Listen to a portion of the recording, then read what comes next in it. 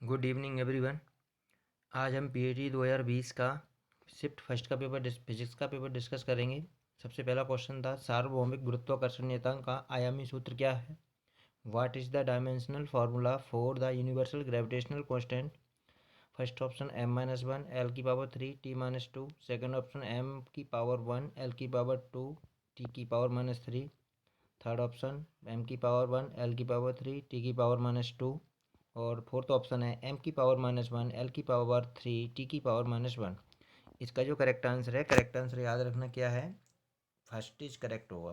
ठीक है, तो सबसे पहली बात हमें ग्रेविटेशनल फोर्स के बारे में पता होना चाहिए। गुरुत्वीय बल क्या होता है, capital G m1 into m2, ठीक है, बटे क्या होगा r² होता है। क्या होता है, बटे r² होगा। हमें निकालना क्या है, यहाँ पर g निकालना है, g का डायमेंशन फॉर्मूला निकालना है। तो क्या होगा, f इंटू r² बटे m1 इंटू m2। क्या होगा, m1 इंटू m2।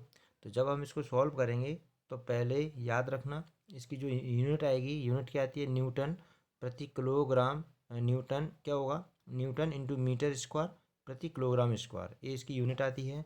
जबकि इसका डायमेंशन फार्मूला क्या होगा, m की पावर -1 l की पावर 3 t की पावर -2 होता है। ठीक है, अब नेक्स्ट क्वेश्चन देखते हैं ज़रा।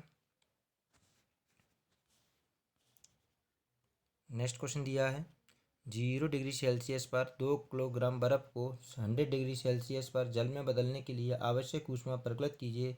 यदि दी गई बर्फ़ की गुप्त ऊष्मा 3.35 10⁵ जूल प्रति किलोग्राम और जल की विशिष्ट ऊष्मा का मान 4180 जूल प्रति किलोग्राम प्रति केल्विन है तो। ठीक है, तो फर्स्ट ऑप्शन क्या दिया है, 8.36 into 10⁶ joule. Second option 1.506 into 10⁵ joule. Third option दिया है 1.506 इंटू 10⁶ जूल। और फोर्थ ऑप्शन दिया है 6.70 इंटू 10⁵ जूल। इसका जो करेक्ट आंसर है क्या होगा, सी इज करेक्ट होगा। क्या होगा इसका answer, correct, C is correct होगा।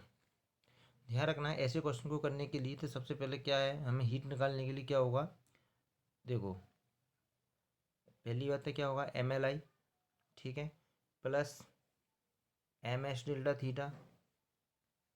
जब हम इसको निकालेंगे, सॉल्व करेंगे, तो कुछ सबसे पहले क्या होती है, हमारे पास बर्फ़ होती है। बर्फ़ किस में कन्वर्ट होगा, पानी में कन्वर्ट होगा। सबसे पहले बर्फ़ किस में कन्वर्ट होगी, पानी में। तो इसके लिए सूत्र क्या लगेगा, Q=MLI, मतलब M क्या है, मास बर्फ़ का, L क्या है, यहाँ पर लेटेंट हीट है, मतलब गुप्त ऊष्मा है, मतलब बर्फ़ की। फिर मैं बात करूँगा यहाँ पर, फिर वो किस में कन्वर्ट हो रहा है, 100 डिग्री सेल्सियस पर जो जल होगा वो किस में कन्वर्ट हो जाएगा, तुम्हारे बाष्प में कन्वर्ट होगा। तो फिर हम क्या, कौन सा फॉर्मूला लगाएंगे, MS डेल्टा थीटा। ठीक है, गर्म होना प्रारंभ हो रहा है। ठीक है, जब हम इसको सॉल्व करते हैं तो सॉल्व करने के बाद कितना आएगा, 1.506 इंटू 10⁶ जूल आएगा। ठीक है, नेक्स्ट क्वेश्चन देखते हैं। पीले, बैंगनी, लाल और नीले जैसे प्रकाश के विभिन्न रंगों के लिए कांच के अपवर्तनांक क्रमशः μI, μV, μR और μR डैश है। तो उन्हें उनके मानों के बढ़ते क्रम में व्यवस्थित करो। ठीक है, हम देखते हैं फर्स्ट ऑप्शन क्या है, μV, μV, μY and μR। तो सबसे पहले मैं बता देता हूँ आपको, यहाँ पर जो करेक्ट आंसर है इसका क्या होगा, बी बॉम्बे करेक्ट होगा। ठीक है, याद रखना म्यू इसके इन्वर्सली प्रोपोर्शनल होता है किसके, वेवलेंथ के। जो वेवलेंथ होगी उसके कैसा होगा, जो तरंग दैर्घ्य होती है उस तरंग दैर्घ्य के व्युत्क्रमानुपाती रिलेशन होगा। यदि जिसकी तरंग दैर्घ्य ज़्यादा होगी उसका म्यू का मान कम होगा, या हम कह सकते हैं जिसका म्यू ज़्यादा होगा उसकी तरंग दैर्घ्य कम होगी। ठीक है, तो याद रखना लाल रंग की तरंग दैर्घ्य सबसे अधिक होती है तो म्यू उसका सबसे कम होगा। तो क्या होगा, म्यू आर सबसे कम। फिर बिग, तुम्हें याद किया होगा, VIBGYOR। ठीक है, लाल रंग से ज़्यादा तरंग दैर्घ्य किसकी होगी, ऑरेंज की। ऑरेंज रंग से ज़्यादा किसकी होगी, येलो की। येलो से किसकी ज़्यादा होगी, ग्रीन की। ग्रीन से ब्लू, और ब्लू से किसकी होगी, इंडिगो। इंडिगो से विजिबल की, मतलब वायलेट की। तो याद रखना तरंग दैर्घ्य लाल की सबसे ज़्यादा है तो इसका म्यू आर सबसे कम होगा। और तरंग दैर्घ्य वायलेट रंग की सबसे कम है तो इसीलिए म्यू भी इसका सबसे ज़्यादा होगा। तो करेक्ट आंसर क्या होगा, बी बॉम्बे इज करेक्ट होगा। नेक्स्ट क्वेश्चन देखो जरा, 50 सेंटीमीटर त्रिज्या के एक गोलाकार धात्विक चालक पर विद्युत विभव 12 वोल्ट है। गोलाकार कोश के अंत केंद्र पर विद्युत क्षेत्र विद्युत विभव निकालिए। ठीक है, इस क्वेश्चन को करने के लिए याद रखना, देखो इसके 4 ऑप्शन दिए हैं। First option 0,12 volt, second option 6 Newton, 12 volt, third option 0 Newton प्रति कूलम, 0 वोल्ट, या फोर्थ ऑप्शन है 12 या 6।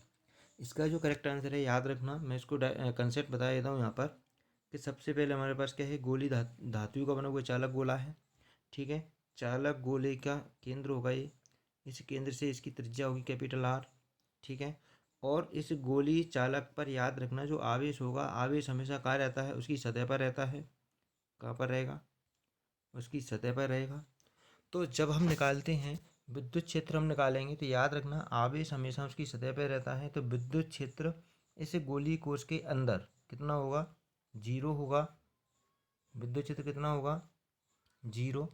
और ध्यान रखना जो विद्युत विभव है, विद्युत विभव जो इसकी सतह पर दिया गया 12 वोल्ट, वही 12 वोल्ट उसकी सतह के केंद्र पर भी होगा, मतलब सेंटर पर या कहीं पर भी, किसी एनी पॉइंट पर कहीं पर भी निकाल के देखेंगे तो कितना आएगा, 12 वोल्ट ही आएगा। मतलब विभव कांस्टेंट रहता है। ठीक है, चालक गोली सतह के अंदर भी जितना मतलब सतह पर रहेगा उतना ही अंदर रहता है, लेकिन विद्युत क्षेत्र 0 होता है। क्लियर। नेक्स्ट क्वेश्चन देखते हैं अब हम। तो इसका सही आंसर क्या होगा, 0 न्यूटन प्रति coulomb, 12 volt. Clear. Next question देखेंगे अब हम। नेक्स्ट क्वेश्चन दिया है, निम्न में से कौन सा कथन सही है। फर्स्ट ऑप्शन क्या है, सूर्य ग्रहण में चंद्रमा पृथ्वी और सूर्य के बीच आता है। सेकंड ऑप्शन, चंद्र ग्रहण में चंद्रमा पृथ्वी और सूर्य के बीच आता है। थर्ड ऑप्शन, सूर्य ग्रहण में पृथ्वी चंद्रमा और सूर्य के बीच आती है। फोर्थ ऑप्शन है, चंद्र ग्रहण में सूर्य पृथ्वी और चंद्रमा के बीच आता है। तो मैं आपको यहाँ पर एक कंसेप्ट बताना चाहता हूँ। ठीक है, देखो सबसे पहले क्या है हमारा सूर्य है, क्या है हमारा सूर्य। ठीक है, एस, ये हमारी क्या है, अर्थ है। ठीक है, ये हमारी क्या है, चंद्रमा है। बात समझना ज़रा, ये हमारी क्या है, अर्थ, ये हमारी क्या है, मून। ठीक है, अब मैं बात करूँगा, याद रखना जब भी कभी क्या है, ये मून किसके बीच में आ जाती है, सूर्य और पृथ्वी के बीच में मून आ जाए, यहाँ पर क्या आ जाए, मून आ जाए। जैसे सूर्य की परिक्रमा कौन करती है, अर्थ करती है। सूर्य की परिक्रमा कौन करेगी, अर्थ। ठीक है, और अर्थ की परिक्रमा कौन करती है, चंद्रमा करती है। अर्थ की परिक्रमा कौन करती है, चंद्रमा करती है। ठीक है, तो याद रखना जब अमावस्या के दिन, या हम कह सकते हैं पूर्णमासी के दिन, जब सूर्य चंद्रमा और पृथ्वी तीनों एक ही रेखा में आ जाते हैं। ठीक है, एक ही रेखा में आना चाहिए। और दूसरी बात क्या है, सूर्य और पृथ्वी के बीच जब चंद्रमा आ जाती है तो चंद्रमा की छाया किस पर पड़ती है, अर्थ पर पड़ने लगती है। इसी को हम क्या बोलते हैं, सूर्यग्रहण बोलते हैं। लेकिन यदि पृथ्वी, ठीक है, और चंद्रमा, जैसे मैं बात करूँगा किसके बीच में, चंद्रमा, चंद्रग्रहण में क्या होगा, अर्थ की छाया किस पर पड़ती है, चंद्र पर पड़ने लगती है। ध्यान रखना इसको अच्छे से, जब चंद्रमा और सूर्य के बीच में कौन आ जाए, अर्थ आ जाए, तो चंद्रग्रहण पड़ेगा। यहाँ पर क्या दिया, सूर्य ग्रहण में क्या पूछा है, चंद्रमा पृथ्वी और सूर्य के बीच में आ जाती है। हम कह सकते हैं सूर्य ग्रहण जब होता है तो सूर्य और पृथ्वी के बीच कौन आती है, चंद्रमा आ जाती है। तो करेक्ट आंसर क्या होगा, ए इज करेक्ट होगा। ठीक है, नेक्स्ट क्वेश्चन देखते हैं अब हम। प्रत्येक 12 माइक्रोफैराड धारिता के 3 संधारित्र श्रेणी क्रम में संयोजित हैं। संयोजन का प्रभावी संधारित्र क्या होगा, संधारित्र की कैपेसिटी क्या होगी। 3 capacitors of capacitance 12 microfarad each are connected in series. The effective capacitance of combination is first option 4 microfarad, second option 8 microfarad, third option 12 into 10⁻6 microfarad, और फोर्थ ऑप्शन है 36 माइक्रोफैराड। तो याद रखना, मैं आपको बता देता हूँ यहाँ पर, ये तीनों ही संदर्भ कैसे जुड़े हैं, सीरीज क्रम में जुड़े हैं। कैसे जुड़े हैं, सीरीज क्रम में जुड़े हैं। याद रखना सीरीज क्रम में इसका जो फॉर्मूला होगा क्या होगा, 1/c इफेक्टिव, मतलब नेट बटे क्या होगा, 1/c1 plus 1/c2 plus 1/c3 होगा। तो जब हम इसको सॉल्व करेंगे कितना होगा, 1/12 प्लस 1/12 प्लस 1/12। तो इसको जब हम सॉल्व करते हैं तो याद रखना क्या होगा, देखो जब हम इसको सॉल्व करेंगे तो क्या आएगा, जे 1/c था बराबर क्या होगा 1/12 प्लस 1/12 प्लस 1/12। जब हम इसको सॉल्व करते हैं तो 12 इसका क्या आएगा एलसीएम आएगा। ठीक है, तो क्या होगा 1 + 1 + 1 कितना हो गया 3, 3/12 होगा तो 3 कितना हो 3 कितना होगा 3 × 4 = 12। तो क्या आंसर हो जाएगा इसका, देखो इससे कितना आएगा 1/4 और जब हम सी निकालेंगे तो कितना हो जाएगा 4 माइक्रोफैराड। ठीक है, तो करेक्ट आंसर क्या होगा, ए इज करेक्ट होगा। अब मैं बात करूंगा यदि ये समांतर क्रम में जुड़े होते, समांतर क्रम में कैसे जुड़ते हैं, जैसे ऐसे जुड़ेंगे, ये हमारे कैसे समांतर क्रम में जुड़े हैं।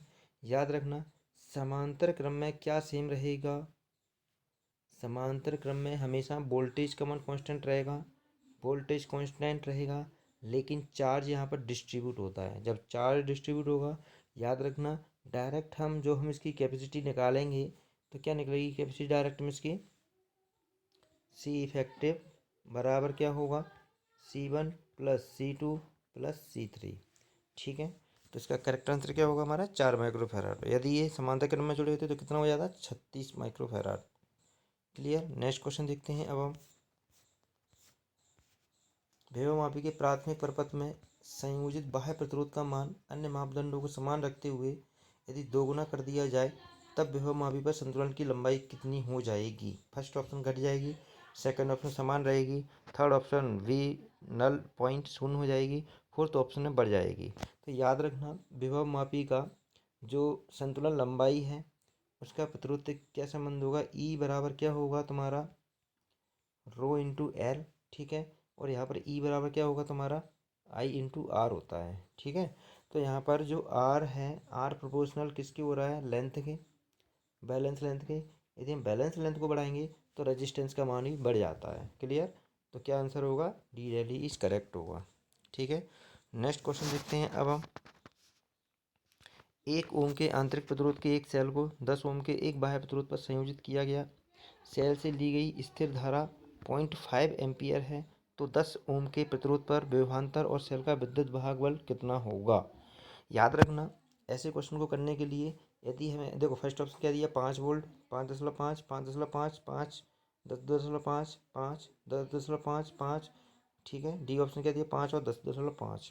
ध्यान रखना इस क्वेश्चन को करने के लिए जैसे हमारे पास क्या दी है सेल दी है, जैसे हमारी क्या लगी है सेल लगी है। ध्यान रखना इस सेल लगी है, इस सेल का आंतरिक रेजिस्टेंस होगा और इसका ये बाहर रेजिस्टेंस होगा, बाहर प्रतिरोध होगा। ठीक है, यहाँ पर ये बैटरी जोड़ दी गई है बाहर से। यहाँ पर याद रखना इसमें कितनी करंट प्रवाहित हो रही है 0.5 एम्पियर, कितनी 0.5 एम्पियर। ठीक है, तो याद रखना ये आर कितना दिया है यहाँ पर 10 ओम, यहाँ पर आंतरिक प्रतिरोध कितना दिया है 1 ओम। ठीक है, अब सबसे पहली बात हमें क्या निकालना है इसका हमें क्या निकालना है, सबसे पहले विभवांतर निकालना है। विभवांतर हम निकालेंगे तो याद रखना विभवांतर हमेशा किस पॉइंट के बीच निकलेगा, इस वाले पॉइंट के बीच और इस पॉइंट के बीच। ठीक है, तो हम विभवांतर निकालेंगे तो क्या होगा V बराबर कितना होगा I/R होगा। I हमारा कितना दिया 0.5। ठीक है, और यहाँ पर R एक टोटल रजिस्टेंस देखेंगे हम, टोटल कितना हो गया 11 इंटू मल्टीप्लाई करेंगे किससे 11 से तो कितना आएगा 5.5 वोल्ट आ जाएगा। कितना आएगा 5.5 वोल्ट। अब वहाँ तक कितना आ गया 5.5, लेकिन हमें सेल का क्या निकालना है EMF निकालना है, केवल विद्युत वाहक बल। ठीक है, तो याद रखना जब हम सेल का विद्युत वाहक बल निकालेंगे तो केवल और केवल इस बाहरी प्रतिरोध से ही गुणा करेंगे 0.5 में, तो कितना आएगा 5 वोल्ट आएगा। ठीक है, करेक्ट आंसर क्या होगा बी बॉम्बे इज करेक्ट हो गया। ठीक है, नेक्स्ट क्वेश्चन देखते हैं अब हम। 50 ग्राम द्रव्यमान की वस्तु विशिष्ट ऊष्मा 0.0923 कैलोरी प्रति ग्राम प्रति केल्विन है, तो उस वस्तु का जल तुल्यांक क्या होगा। देखो ज़रा इस क्वेश्चन को करने के लिए क्या होगा, कैपिटल H बराबर क्या होगा J/MS डेल्टा थीटा। ठीक है, तो J हमें निकालना है, J बराबर क्या होगा H बटे क्या होगा MS डेल्टा थीटा। ठीक है, हमें जल तुल्यांक निकालना है, जल की हमें क्या विशिष्ट ऊष्मा दी गई है। ठीक है, तो जल की विशिष्ट ऊष्मा दी गई है तो इसमें हम वैल्यू पुट करेंगे। ठीक है, तो जब हम इसको सॉल्व करेंगे तो इसका जो करेक्ट आंसर आएगा क्या आएगा, 4.615 ग्राम।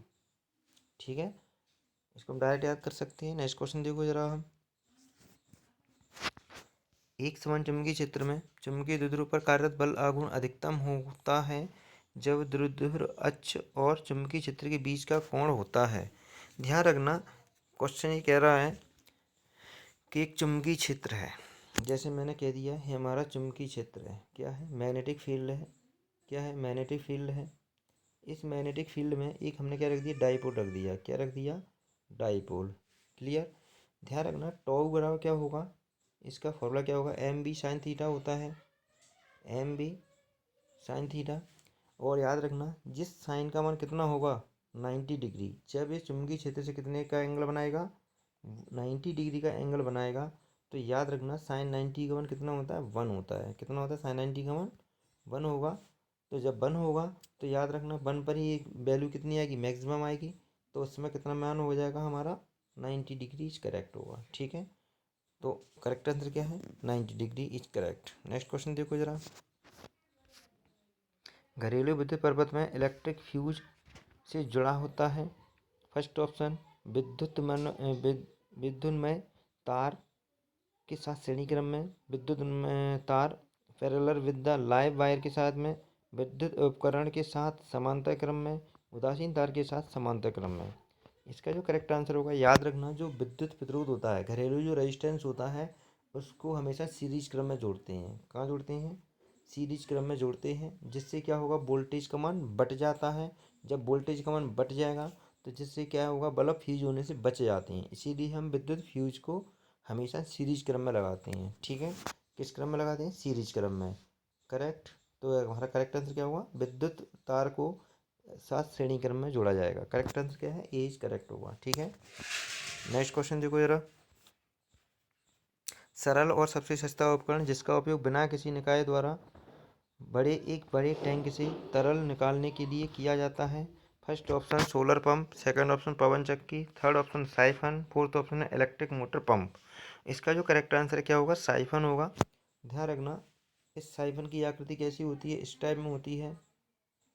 ठीक है, इस साइफन की आकृति कैसी होगी, इस टाइप में होती है। तो कह रहा है सरल और सबसे सस्ता उपकरण जिसका उपयोग बिना किसी निकास के द्वारा एक बड़े टैंक से तरल को निकालने में किया जाता है। तो क्या होगा, साइफन का प्रयोग किया जाता है बड़े टैंक से निकालने के लिए। ठीक है, बाकी की सोलर पंप से हम सोलर एनर्जी को ज्ञात करते हैं, देखते हैं। विंड मिल से हम क्या कर, पवन चक्की से हम हवा की गति को ज्ञात करते हैं। और बाकी का जो तुम्हारा है लास्ट में इलेक्ट्रिक मोटर और पंप, इससे तो पता ही है आपको क्या ज्ञात करते हैं। तो नेक्स्ट क्वेश्चन देखो जरा।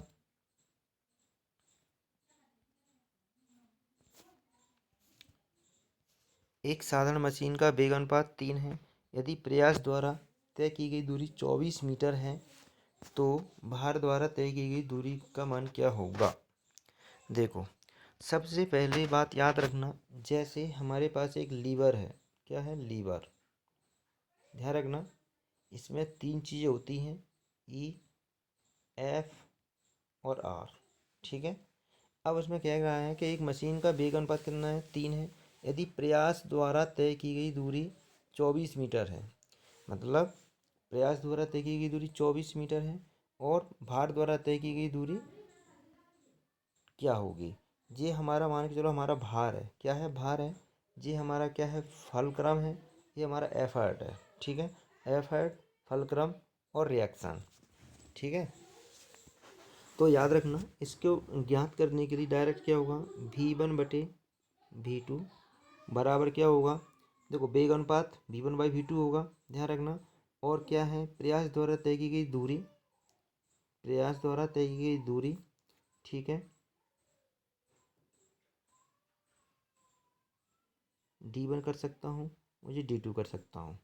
ठीक है, और भार द्वारा तय की गई दूरी ज्ञात करनी है। वेग अनुपात हमारा कितना दिया गया है, 3 दिया गया है।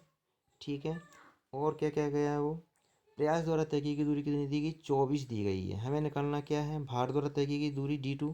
तो D2 निकालने के लिए क्या करेंगे हम, 24 बटे कितना करेंगे, 3। तो 3 से काटो, 3 24, कितना आंसर आएगा, 8 मीटर इस करेक्ट आंसर होगा। ठीक है, तो हम कह सकते हैं कि वेग अनुपात बराबर ठीक है। प्रयास द्वारा तय की गई दूरी बटे भार द्वारा तय की गई दूरी, ये हमारा सूत्र होगा। क्या होगा सूत्र? वेग अनुपात v1/v2 बराबर प्रयास द्वारा तय की गई दूरी को मैं कितना मान लूँ d1 और भार द्वारा तय की गई दूरी को कितना मान लूँ d2। इस फॉर्मूले को याद रखना, ठीक है। v1/v2 का मान कितना दिया, वेग अनुपात का मान कितना दिया है 24 दिया है, और बाकी की d1 क्या है, प्रयास द्वारा तय की गई दूरी। d1 क्या है, प्रयास द्वारा तय की गई दूरी, और d2 क्या है, भार द्वारा तय की गई दूरी। क्लियर? तो ऐसे हम क्वेश्चन को कर सकते हैं। नेक्स्ट क्वेश्चन देखो, 1 किलो कैलोरी ऊष्मा ऊर्जा एमकेएस प्रणाली में कितने जूल के अनुरूप होती है। ध्यान रखना यहाँ पर क्या पूछा है, 1 किलो कैलोरी पूछा है। कितना पूछा है, 1 किलो कैलोरी। वैसे हमने पढ़ा है 1 कैलोरी कितने के बराबर होगा, 4.184 जूल के इक्वल होगा। ध्यान रखना ये 1 कैलोरी होता है। 1 कैलोरी कितने के बराबर होगा, 4.184 जूल के इक्वल होगा। जब हम इसको क्या कह रहे हैं, वो 1 किलो कैलोरी बोल रहा है, तो जब किलो कैलोरी बोलेगा तो हम इसमें 1000 का मल्टीप्लाई कर देंगे। 4.184 में कितने का मल्टीप्लाई करेंगे, 1000 का। जैसे हम इसमें 1000 का मल्टीप्लाई करेंगे तो कितना आएगा, 4184 जूल आएगा। ठीक है, करेक्ट आंसर होगा सी इज करेक्ट। नेक्स्ट क्वेश्चन देखो, सर्दी के मौसम में समान विमा वाली एक धातु की छड़ लकड़ी के टुकड़े से अधिक ठंडी क्यों लगती है। Why a metal bar appear to be colder than a wooden block of the same diameter winter season. First option, धातु हमेशा लकड़ी की तुलना में अधिक ठंडी होती है। सेकंड ऑप्शन, धातु लकड़ी की तुलना में ऊष्मा का अच्छा संवाहक है। थर्ड ऑप्शन, धातु लकड़ी की तुलना में अधिक ऊष्मा ऊर्जा विकीर्ण करता है। फोर्थ ऑप्शन है, धातु की विशिष्ट ताप अधिक होता है। तो इसका जो करेक्ट आंसर क्या होगा, धातु धातु लकड़ी की तुलना में ऊष्मा का अच्छा संवाहक करती है। हम कह सकते हैं धातुएं ऊष्मा का अच्छा संचालन करती हैं, हम कैसे चालक होती हैं। लकड़ी कैसी होती है, कुचालक होती हैं। इसीलिए करेक्ट आंसर क्या होगा, बी बॉम्बे इज करेक्ट होगा। नेक्स्ट क्वेश्चन देखो, सामने की पंक्तियाँ बैठा छात्र ब्लैक बोर्ड पर जो लिखा है वह नहीं पढ़ पा रहा है, तो वह किससे पीड़ित है। A student sitting on the front row is not able to read what is the written on the black board she is suffering from. First option hypermetropia, second option presbyopia, third option myopia, fourth option है दृष्टि वैषम्य। तो सबसे पहली बात याद रखना कि जो निकट दृष्टि दोष होता है, निकट दृष्टि दोष में क्या होगा, निकट की वस्तु हमें साफ दिखाई देती हैं। ठीक है, निकट वस्तु देश में मेरा क्या है, निकट की वस्तुएं साफ दिखाई देती हैं पर दूर की वस्तुएं साफ दिखाई नहीं देती। तो जब हम ब्लैक बोर्ड को देखते हैं तो दूर की वस्तु है ब्लैक बोर्ड, तो ब्लैक बोर्ड क्या है, दूर का है, तो हमें दिखाई नहीं देगा साफ। इससे हमें क्या कौन सा रोग होगा, निकट दृष्टि दोष होगा। कौन सा होगा, निकट दृष्टि दोष होगा। और याद रखना, निकट दृष्टि दोष को दूर करने के लिए हमेशा अवतल लेंस का यूज करते हैं। किसका, अवतल लेंस का। ठीक है, मैं बात करूंगा दूर दृष्टि दोष की। दूर दृष्टि दोष में जैसे मैं कहूँ तुमसे कि तुम पेपर नहीं पढ़ पा रहे हो, ठीक है, तो पेपर नहीं पढ़ पा रहे हैं तो इसका मतलब निकट की वस्तु मुझे बिल्कुल नहीं दिख रही। जब निकट की नहीं दिख रही है तो इससे दूर करने के लिए हमेशा उत्तल लेंस का यूज किया जाता है। ठीक है, नेक्स्ट क्वेश्चन देखो, एक प्रकाश की किरण का न्यूनतम विचलन क्या होता है जब वह 45 डिग्री के बराबर समान आपतन कोण और निर्गमन कोण के साथ एक साथ समभुज प्रिज्म से होकर गुजरती है। याद रखना इस क्वेश्चन के लिए क्या होगा, आई प्लस ई बराबर ए प्लस डेल्टा। ठीक है, वो कहना चाह रहा है कि एक प्रकाश की किरण न्यूनतम विचलन क्या होगा, मिनिमम डेविएशन निकालना है जब वह 45 डिग्री के बराबर समान आपतन कोण और निर्गमन कोण के साथ एक साथ समभुज प्रिज्म से होकर गुजरती है। ठीक है, तो याद रखना इसको निकालने के लिए हमें क्या करना पड़ेगा, आई प्लस ई किसके बराबर हो रहा है, वो 2i मान सकता हूँ इसको मैं। कितना, 2i बराबर क्या होगा, ए प्लस डेल्टा। ठीक है, जब मैं इसको मानूंगा तो हमें निकालना क्या है, डेल्टा निकालना है। देखो सबसे पहले हमें निकालना क्या है, डेल्टा। यहाँ पर कह रहा है कि एक प्रकाश की किरण न्यूनतम विचलन क्या होगा जब 45 डिग्री के बराबर समान आपतन कोण और निर्गमन कोण के साथ एक समभुज प्रिज्म से होकर गुजरती है। तो आई और ई का मान बराबर होगा 45 45 कितना हो गया, 90। ठीक है, 90 और क्या होगा, ए प्लस डेल्टा। ठीक है, तो हम क्या कर सकते हैं, यहाँ पर ए प्लस डेल्टा से करेंगे, ये हमारी किसकी वैल्यू होगी, 90 आ गई तुम्हारी वैल्यू। ठीक है। वो कह रहा है समभुज प्रिज्म से होकर गुजर रहा है, तो हमारा जो प्रिज्म है कितने डिग्री का एंगल बनाएगा? ठीक है, समभुज जिसकी समान भुजाएं बराबर समान भुजाएं हो, तो हम कह सकते हैं 60। एक जैसे मैं बात करूं कि जिसका एक एंगल कितना का हो, 60 का होगा, तो जैसे प्रिज्म कोण कितना हो, 60 प्लस डेल्टा, तो क्या होगा 60 90 माइनस 60 कितना होगा, 30 डिग्रीज करेक्ट होगा। ठीक है, तो इसका करेक्ट आंसर क्या होगा, 30 इज करेक्ट। नेक्स्ट क्वेश्चन देखो। एसआई इकाइयों में 10 किलोवाट के अनुरूप ऊर्जा ज्ञात करो। देखो 1 किलोवाट इंटू घंटा कितने के बराबर होगा, 3.6 इंटू 10⁶ जूल के बराबर होता है। 1 किलो वाट इंटू घंटा कितने के बराबर होगा, 3.6 इंटू 10⁶ जूल के बराबर होता है। लेकिन वो कह रहा है कि 10 किलोवाट घंटा बोल रहा है, कितना, 10 किलोवाट घंटा। तो हमें क्या करना है, इसमें सिर्फ एक 10 से गुणा कर देना है, तो क्या हो जाएगा हमारा 3.6 इंटू 10⁻7 जूल। करेक्ट आंसर क्या होगा, डी डेल इज करेक्ट होगा। ठीक है, अब नेक्स्ट क्वेश्चन देखते हैं जरा।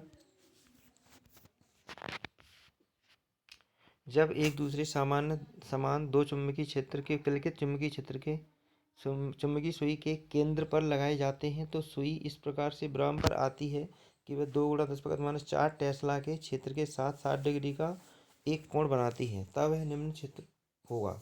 तो याद रखना हमारा क्या है, स्पर्शज नियम से क्या होता है, बी बराबर एच टेन थीटा होगा। क्या होगा, एच टेन थीटा। यहाँ पर याद रखना वह क्षैतिज के साथ कोण बना रही है, कितने का, 90 डिग्री का कोण बना रही है। ठीक है, जब वो 90 डिग्री का कोण बना रही है, तो हम क्या करेंगे, हमें निकालना कौन सा चुंबकीय क्षेत्र है। जब एक दूसरे सामान्य दो चुंबकीय क्षेत्र एक लिखित चुंबकीय सुई के केंद्र पर लगाए गए हैं, तो सुई इस प्रकार से विराम पर आती है कि वह 2 × 10⁻⁴ टेस्ला के क्षेत्र के साथ 90 डिग्री का एक कोण बनाती है। तो मैं क्या करूँगा यहाँ पर, 2 × 10⁻⁴, ठीक है, इंटू 1060, और 1060 का कितना होगा, √3। तो √3 जब मैं इसी मल्टीप्लाई करूँगा तो कितना आएगा, 1.73 का मल्टीप्लाई कर दो, तो डायरेक्ट क्या आंसर आ जाएगा अपना, 3.46 इंटू 10⁻⁴ टेस्ला। ठीक है, तो क्या आंसर होगा, ए इज करेक्ट होगा। नेक्स्ट क्वेश्चन देखो जरा। एक गेंद 48 मीटर की ऊंचाई से गिराई जाती है, तो गिरने की दूरी को 2/3 वापस उछलती है। यदि वह यही जारी रखे तो बराबर आने तक इसी प्रकार उछलती है, तो गेंद द्वारा तय की गई कुल दूरी ज्ञात करो। फर्स्ट ऑप्शन क्या है, 240 metre, second option 280 metre, third option 220 metre, और फोर्थ ऑप्शन है 260 मीटर। इसका जो करेक्ट आंसर होगा क्या होगा, 240 मीटर। ठीक है, इसका करेक्ट आंसर क्या होगा, 240 मीटर। नेक्स्ट क्वेश्चन देखो जरा।